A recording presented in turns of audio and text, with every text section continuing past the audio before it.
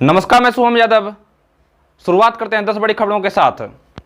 इससे पहले अगर आप हमारे चैनल पर नए आए हैं तो चैनल को सब्सक्राइब करके साथ में बेल आइकन को भी जरूर दबा दीजिएगा ताकि आपको देश, दुनिया और बिहार की तमाम बड़ी खबर मिलती रहे।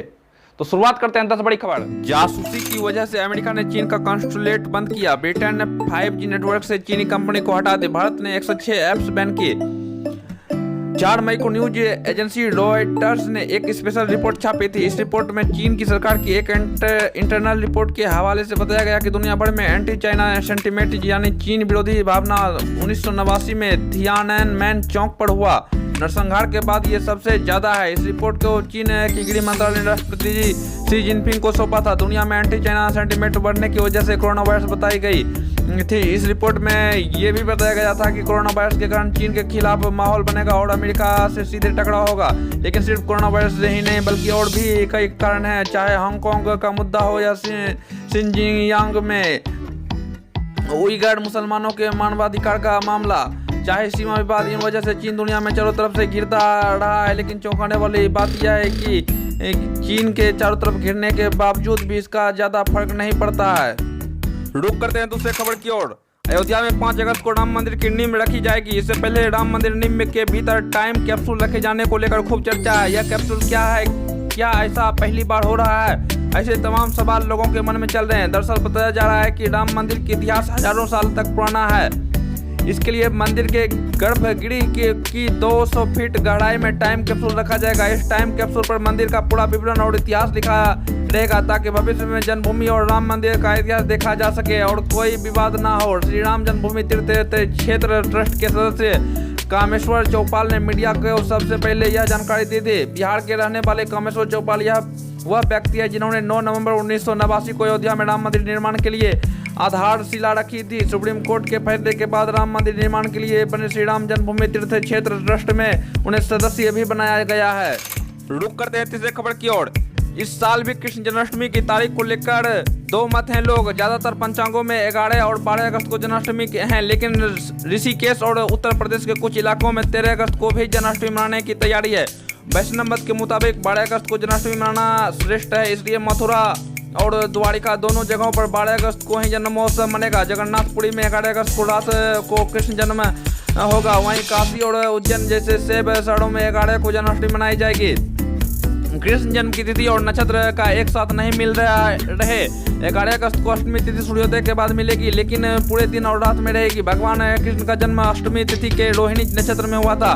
काशी के ज्योतिषाचार्य पंडित गणेश मिश्र का कहना है कि इस साल जन्माष्टमी पर्व पर श्री कृष्ण की तिथि और जन्म नक्षत्र का संयोग नहीं बन रहा है। इस बार 11 अगस्त को मंगलवार को जन्माष्टमी तिथि पूरे दिन और रात भर रहेगी।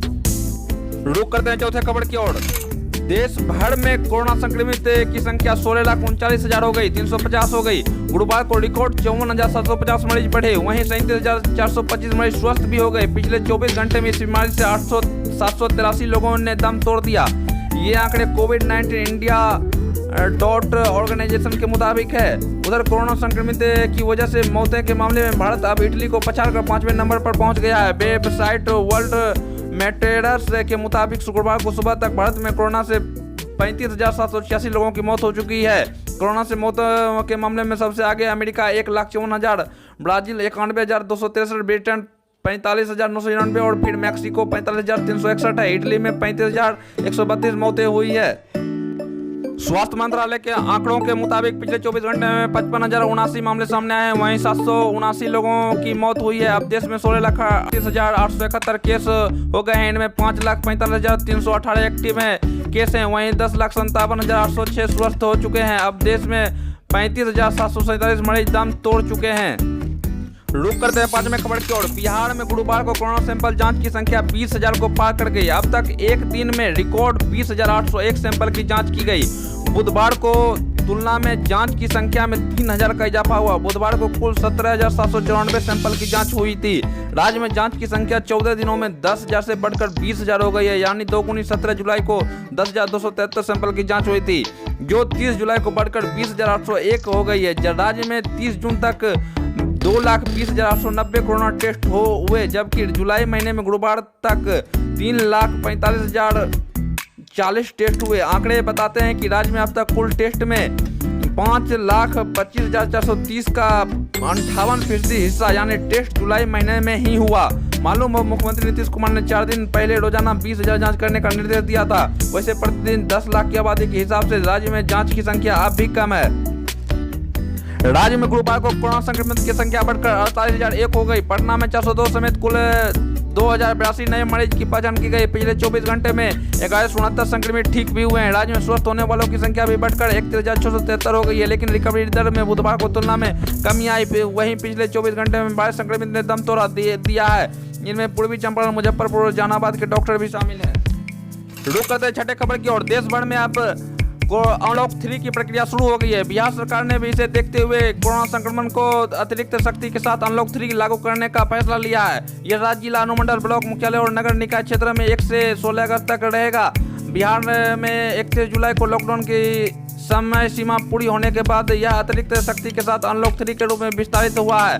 गृह विभाग ने गुरुवार को इस बाबत दिशा निर्देश जारी कर दिया। इसमें खास बात यह होगी कि व्यावसायिक और निजी संस्थान कुछ शर्तों के साथ खुलेंगे। दुकान और मार्केट को खोलने की इजाजत होगी। धर्मस्थल, मॉल, पार्क, स्कूल, कॉलेज और कोचिंग बंद रहेंगे। रेल और हवाई सेवाएं जारी रहेंगी। केंद्र राज्य सरकार ने दफ्तरों के साथ निजी कार्यालय में अब 50% क्षमता के साथ काम होगा। ये सेवाएं बहाल होगी। राज्य में सरकार की सेवाएं पुलिस, होमगार्ड, सिविल डिफेंस, अग्निशमन और आपातकालीन सेवाएं, आपदा प्रबंधन, चुनाव और जेल से जुड़ी सेवाएं जारी रहेंगी। इसके अलावा जिला प्रशासन, ट्रेजरी, IT सेवाएं, बिजली, जलापूर्ति, जल संसाधन, कृषि और पशुपालन, म्यूनिसिपल बॉडीज, अस्पताल, मेडिकल से जुड़ी संस्थाएं से जुड़े अन्य कार्य के लिए ट्रांसपोर्ट सेवाएं बहाल रहेंगी। रुक करते हैं 7वें खबर की ओर। नेपाल में फिर से शुरू हुई बारिश के बाद उत्तर बिहार की नदियां फिर उफान आ गई है। लगातार खतरे के ऊपर बहने वाली कोसी, बागमती, बूढ़ी गंडक, अधवाड़ा, महानंदा, कमला बलान, खिरोई खांडों के जलस्तर में कई स्थान पर फिर से तेजी आने लगी है। कोसी, सुपौल, सहरसा, खगड़िया और भागलपुर में, बागमती, सीतामढ़ी, मुजफ्फरपुर और दरभंगा में, जबकि बूढ़ी गंडक मुजफ्फरपुर, समस्तीपुर और खगड़िया में खतरे के निशान ऊपर बढ़ रही है। गंडक का अधवाड़ा के बाद अब बूढ़ी गंडक ने सर्वोच्च जलस्तर का रिकॉर्ड बना लिया है। अधवाड़ा में तो 72 घंटे में ही रिकॉर्ड ऊपर पहुंच गई है। पूर्वी चंपारण में अज्ञात लोगों के क्षतिग्रस्त तटबंध। जल संसाधन विभाग ने कहा है कि बूढ़ी गंडक का रिटायर्ड बांध अज्ञात लोगों ने क्षतिग्रस्त किया है। पूर्वी चंपारण के चकिया प्रखंड के बेड़िया कोड़ल गांव के पास नदी के दाएं तटबंध 16 से 18 किलोमीटर के पीछे कंट्री साइड में निर्मित रिटायर्ड बांध का 0.9 किलोमीटर का तटबंध क्षतिग्रस्त हुआ है।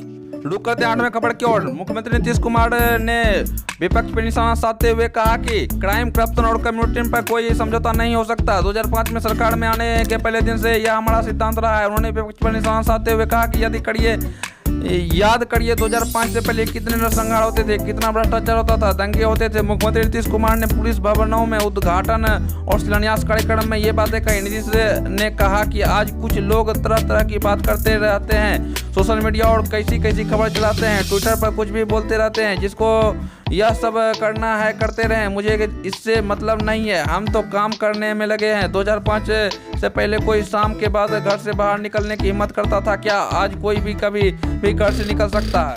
रुक करते 9वें खबर की ओर। बिहार के मोतिहारी के चकिया प्रखंड की महुआवा पंचायत अंतर्गत बेड़िया गांव स्थित बूढ़ी गंडक नदी का रिंग बांध गुरुवार को अहले सुबह टूट गया। इस रिंग बांध के टूटने से 1000 लोग बेघर हो गए। बाढ़ प्रभावित लोग मुख्य बांध पर प्लास्टिक का घर बनाकर या खुले आकाश के नीचे रहने का मजबूर हो गए। NH 104 एवं NH 42 तक बाढ़ का पानी फैलने का खतरा है। स्थानीय लोगों ने बताया कि लगभग 2500 बोरी में रेत व मिट्टी भरकर नीचे ही रखा गया, लेकिन विभागीय जेई का उदासीन के कारण बांध पर नहीं रखा जा सका। बूढ़ी गंडक नदी का जलस्तर लगातार बढ़ रहा है। 10 दिन पूर्व 21 जुलाई को नदी के जलस्तर ने इस वर्ष पहली बार खतरे के निशान से 45.73 मीटर को पार किया था। इसके बाद से अब तक प्रतिदिन औसतन 25 सेंटीमीटर की दर से जारी बढ़ोतरी से नदी का जलस्तर गुरुवार को दोपहर तक 2.56 मीटर तक बढ़कर 48.29 मीटर हो गया। दूसरी ओर लगातार बढ़ रहे जलस्तर से जहां बांध पर दबाव बढ़ता ही जा रहा है।